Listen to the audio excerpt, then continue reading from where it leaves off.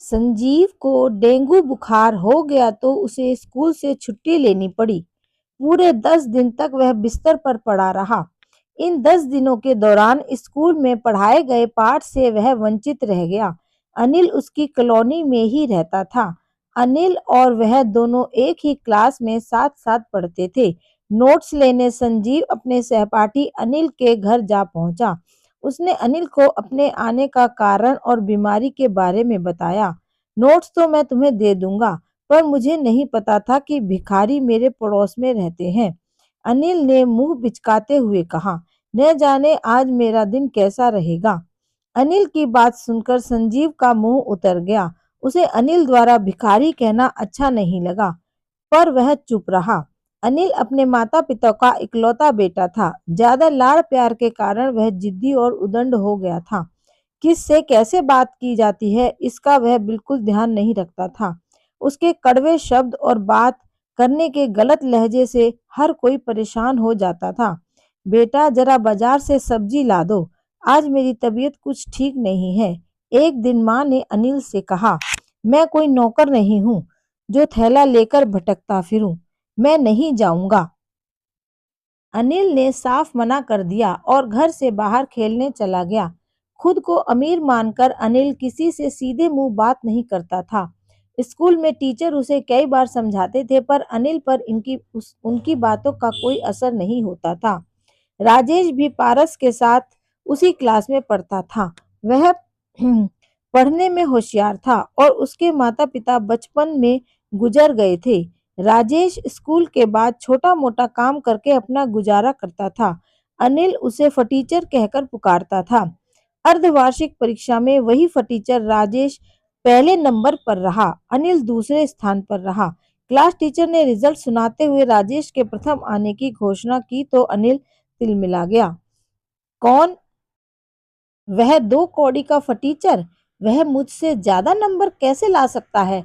अनिल चीख कर बोला। बेटा, उसने तुमसे ज्यादा मेहनत की, इसलिए वह फर्स्ट आया और तुम दूसरे स्थान पर रहे।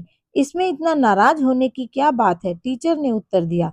वैसे भी अपने सहपाठी के लिए फटीचर शब्द बोलना अच्छी बात नहीं है। पढ़ाई हो, खेलकूद हो या डिबेट, हर जगह अनिल आगे ही रहता था, पर उसका मुंहफट होना सारे गुणों पर पानी फेर देता था। पिछले महीने ट्रैकिंग कंपटीशन में भी उसने सबसे पहले चोटी पर चढ़कर पहला स्थान प्राप्त किया था। जब इनाम के तौर पर उसे प्रतीक चिन्ह दिया गया तो उसने स्कूल को भिखमंगों का स्कूल कह दिया। हेडमास्टर जी ने अनिल को बुलाकर डांट लगाई और भविष्य में ऐसा न करने की चेतावनी दी। इस तरह अनिल ने अपने कड़वे वचनों से खुद की उपलब्धि पर पानी फेर दिया। कुछ दिनों बाद उसका जन्मदिन था। अनिल ने अपने घर पर जन्मदिन की पार्टी में पूरी क्लास को आमंत्रित किया। मिस्टर फटीचर, तुम भी आना, इस बहाने तुम्हें भी मीठे पकवान खाने को मिल जाएंगे।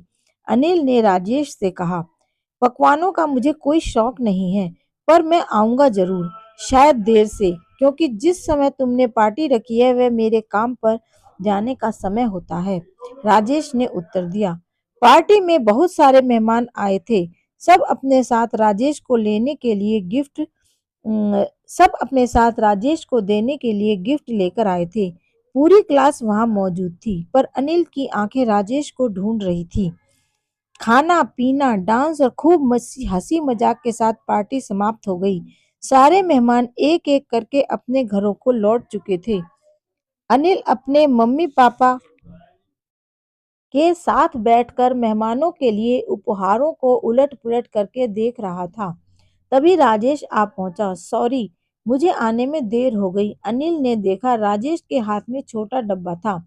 आओ भीतर आओ, अनिल की मां ने राजेश से कहा। जी आंटी। राजेश ने घर में कदम रखा और साथ लाया डब्बा अनिल को थमाकर बोला, यह इस फटीचर की ओर से तुम्हारे लिए तोहफा। यह हलवा खास तुम्हारे लिए मैंने खुद अपने हाथों से बनाया है। अनिल ने डब्बा खोला। हलवे की खुशबू बता रही थी कि यह अच्छा बना है। अनिल ने उसे चखा। हलवा वास्तव में बहुत स्वादिष्ट बना था। अभी उसने 2-3 चम्मच चखे ही थे कि 1-2 कंकड़ हलवे के साथ दांतों के बीच आ गई। थू थू करके अनिल ने हलवा थूक दिया। क्या हुआ? तुमने हलवा थूक क्यों दिया? राजेश ने पूछा। कंकड़ों की वजह से इनके कारण इतना स्वादिष्ट हलवा बेकार हो गया। अनिल ने डब्बा रखते हुए उत्तर दिया, बुरा मत मानना दोस्त, तुम बिल्कुल इस हलवे की तरह हो। क्या मतलब? अनिल ने पूछा। तुम इस हलवे की तरह अच्छे और गुणवान हो, पर इसमें मिले इन कंकड़ों की भांति तुम्हारे कड़वे वचनों के बोलने से तुम्हारी सारी अच्छाइयों पर पानी फिर जाता है। राजेश बोला, यही बात तुम्हें समझाने के लिए मैंने जानबूझकर अपने बनाए स्वादिष्ट हलवे में कंकड़ मिलाए थे। राजेश की बात सुनकर अनिल की आंखें खुल गई। उसे अपनी गलतियों का एहसास हो गया। वह बोला, मुझे माफ कर दो दोस्त, अपने अपमान को भूलकर तुमने मेरी भलाई के लिए यह सब करके साबित कर दिया कि तुम मेरे सच्चे दोस्त बनने के काबिल हो। मैं बहुत शर्मिंदा हूँ। माफी कैसी दोस्त, यह तो मेरा फर्ज था। मुझे खुशी है कि मेरे तोहफे की वजह से तुमने खुद को बदलने का फैसला कर लिया।